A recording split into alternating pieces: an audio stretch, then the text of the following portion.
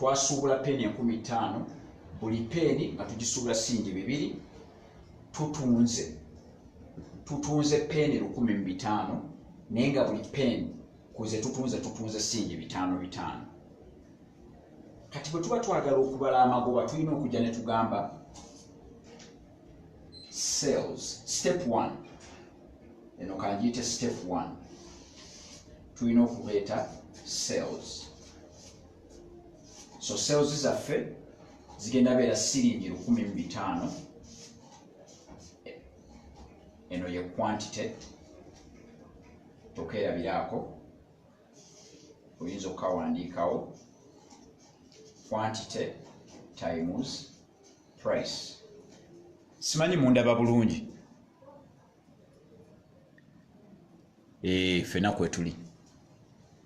So sales quantity times price 15 emirundi price ya siringi 5. So zino 75 ne 0 zaffe 234. So tulina sales oba okutunda kwa 75,000 mu peni zaffe zino peni. Kati zino peni zetutunze 1,500 tulina okunoonya zino 1,500 twazisuubula sente mmeka. Mu kusookera ddala twali twasuubula peni 15 naye bwe tuba tubala amagoba tulina kutunuulira zino zokka zetutunze ne tunoonya ezo 1,500 zino zetutunze twazisuubula sente mmeka. Kye bayita step 2 cost of goods sold. Nti pens cost of goods sold, peni zino zetwatunda 1,500 twazigula sente, twazisuubula sente mmeka. Kyova olaba tuleeta 1,500 ne tumultiplyingamu sente zetwasuubulamu buli peni ne tujja ne tufuna nti twasuubula this is 30 ne 0 2 emirundi 15 is 30 ne 0 234 234. So sales ozirabye sales zaffe peni 15 price buli emu twagitunda. This is selling price.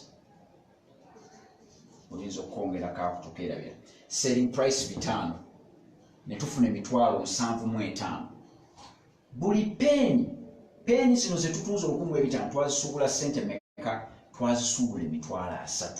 Kati awo step 3 nga tufuna omuzungu kyayita gross profit. Gross profit tuleeta sales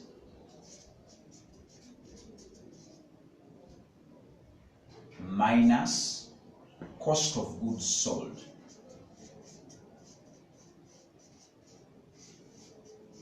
So tuleeta 75,000 ne tutoolako 3,000 ne tufuna 45,000. Naye njagala kukubuulira still wano tetunnatuuka ku magoba.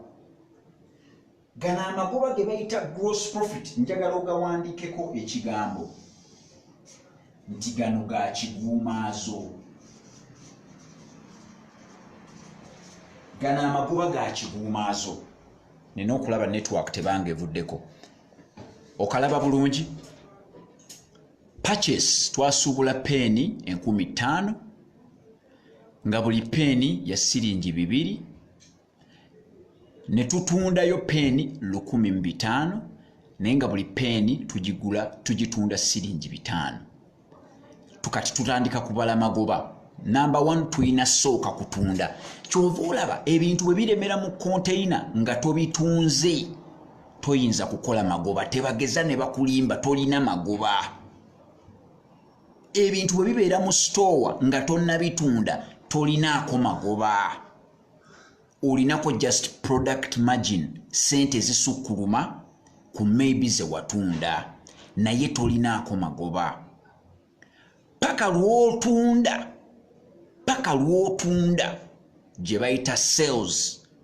Kasita olabanga customer asasula, olabanga customer akuyita okime sente. So sales tubala 1,500 times 5 ne tufuna 75,000. Ne tubala cost of goods sold nti ezo peni 1,500 ze twatunze zokka twazijjirayo ku sente mmeka. Ne tubala nti buli peni twagijjirayo ku 2 ate zino peni ze tugambe ezitundiddwa ziri 1,500 ne tufuna 3,000. Ne tufuna kye bayita gross profit. Gross profit ye sales minus cost of goods sold. 75,000 minus sente ebyo bye tutunze twabisuubula meka 3,000 n'ofuna 45. 45 bagiyita gross profit, naye si profit yet. Ago magoba ga kiguumaazo.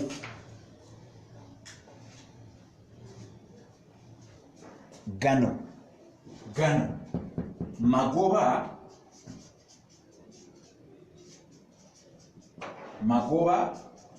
ga kiguumaazo. Abannayuganda bangi bwe tumaze okutunda ne tukola 75 ne tujjako ze twasuubula 3 85 kwe tugenze ne tulabanga twafuuse baakabi. Kumbe firimu tennagwa. Kabanga akatandika obutandisi.